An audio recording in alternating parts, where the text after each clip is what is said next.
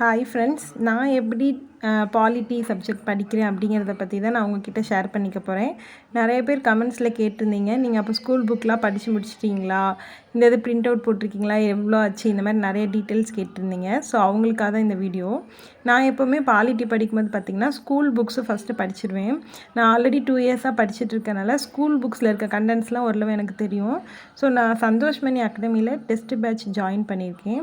So அதில் என்னென்ன topics டெஸ்ட்டுக்கு கொடுக்குறாங்களோ நான் அந்த டாப்பிக்கை ஃபஸ்ட்டு ஸ்கூல் புக்கில் படிச்சிடுவேன்.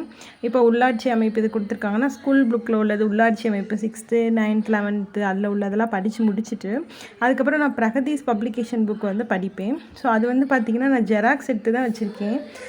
பிடிஎஃப் இருந்தது. ஸோ அதனால் வந்து அது ஜெராக்ஸ் போட்டிருக்கேன். ஜெராக்ஸ் போட 280 கிட்ட ஆச்சு. ஏன்னா நம்ம புக்கும் வாங்க முடியாத சூழ்நிலை இந்த மாதிரி பிடிஎஃப் இருக்கிறதுனால ஜெராக்ஸ் போட்டு வச்சுட்டேன். ஸோ அதில் தான் நான் படிக்கிறேன்.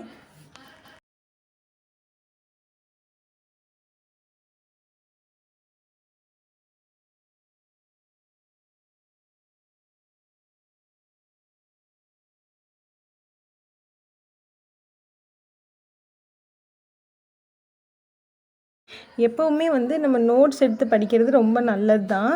ஆனால் இப்போ நம்மக்கிட்ட டைம் இல்லை. என்ன தான் 8 மாதம் 9 மாதம் இருந்தாலும் அவுட் சோர்ஸ் நிறையா படிக்க வேண்டியது இருக்குது. ஜிகே மட்டும் இல்லை, தமிழ் மேக்ஸுமே நிறையா பார்க்க வேண்டியது இருக்குது. ஸோ அதனால நான் மேக்ஸ் மட்டும்தான் நோட் போட்டு தனியாக செப்பரேட்டாக நோட் போட்டு செஞ்சு வைப்பேன். ஜிகேலாம் பார்த்திங்கன்னா நான் படிக்கும்போதே ஹைலைட் பண்ணி வச்சுக்குவேன். ப்ளஸ் இப்போ நேற்று படித்ததை வந்து இன்றைக்கி வந்து ரிவைஸ் பண்ணிட்டு தான் அடுத்த டாபிக் படிப்பேன். ஸோ பிரகதீஸ் பப்ளிகேஷன் புக்கில் பார்த்திங்கன்னா நமக்கு தெரியாத நிறைய டீட்டெயில்ஸ்லாம் இருக்குது. இதுவரை நான் இவ்வளோ விதிகள் இதெல்லாம் படித்ததே கிடையாது. ஆனால் இதில் எடுத்து படிக்கும்போது நம்மள அறியாமலே இதெல்லாம் பார்க்குறப்ப திரும்ப திரும்ப படிக்கிறப்ப நமக்கு மெமரி ஆயிடுது. ஸோ எக்ஸாமில் இந்த மாதிரி அவுட் சோர்ஸ்லேருந்து தான் கேள்வி வருது. இந்த மாதிரி இந்த குழுக்கு தலைவர் யார், இந்த விதி எதை குறிக்குது, இந்த பகுதியில் இருக்க சரத்து எதுலேருந்து எது வரை வருது, இந்த மேற்கோளை கூறினது யார், இந்த மாதிரி டிஃப்ரெண்ட்ஸான கேள்வி தான் வருது. இந்த டிஃப்ரெண்ட்டான கேள்விக்கு எல்லாமே வந்து பார்த்திங்கன்னா இந்த பிரகதீஸ் புக்கில் இருக்குது. எனக்கு தெரிஞ்சு இதில் இருக்க எல்லாம் படித்தாலே போதும். அதையும் தாண்டி வர வாய்ப்பில்லை. ஏன்னா இதிலே மோராக நம்ம கவர் ஆகிடுச்சு. இதை படித்தாலே நம்ம 15 கேள்விக்கு ஒரு 10 12க்கு மேலே கண்டிப்பாக எடுத்துடலாம். ஆனால் நல்லா புரிஞ்சு படிக்கணும், திரும்ப திரும்ப படிக்கணும். ஃபஸ்ட்டு இப்படி புதுசாக புக்கு படிக்க கஷ்டமாக இருக்கும்.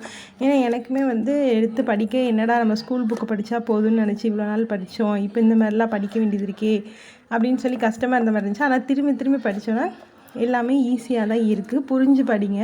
ஒரு தடவைக்கு 2 தடவை திரும்ப திரும்ப வாசித்து விட்டுட்டு அதுக்கப்புறம் பார்த்தோன்னா ரொம்பவே புரியுது.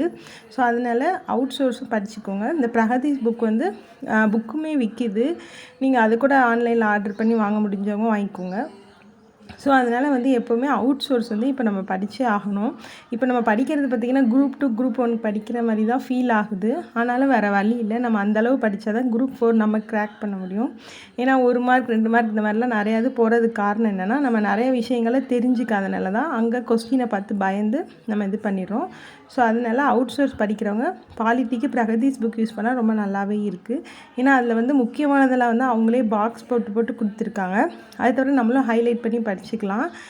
அதில் இருக்க மேக்ஸிமம் என்ன சொல்ல அந்த இம்பார்ட்டன்ட் பாக்ஸ் இதெல்லாமே நல்லா தரவாக படித்தாலே போதும். அது ப்ளஸ் நமக்கே தெரியும் இந்த சரத்து விதி அட்டவணைகள் மேற்கோள்கள் எல்லாத்தையும் தரவாக படித்தாலே போதும் ஃப்ரெண்ட்ஸ்.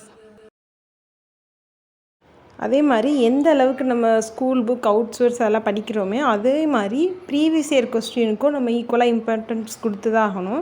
ஏன்னா ப்ரீவியஸ் இயர் கொஸ்டின்ஸ் பார்க்குறப்ப இன்னுமே நமக்கு ஐடியாஸ் கிடைக்கும். எந்த மாதிரி மேட்ச் ஷீட்டில் என்ன மாதிரி வருது, கூற்று காரணங்களில் என்ன மாதிரி கேட்குறாங்க, எக்ஸ்ட்ரா என்னென்ன மாதிரி இதெல்லாம் வருது, இப்படிலாம் கூட கேள்வி கேட்கலாமாங்கிறது நமக்கு அதை பார்த்தா தான் தெரியும். ஸோ ப்ரீவியஸ் இயர் கொஸ்டின்ஸ் புக்குமே வாங்கி யூஸ் பண்ணிக்கோங்க. இல்லைனா நீங்கள் யூடியூப்பில் சர்ச் பண்ணிங்கன்னா கூட அந்தந்த டாபிக் ரிலேட்டடாக ப்ரீவியஸ் இயர் கொஸ்டின்ஸ்லாம் இருக்கும். ஸோ அதை கூட நீங்கள் யூஸ் பண்ணிக்கோங்க ஃப்ரெண்ட்ஸ்.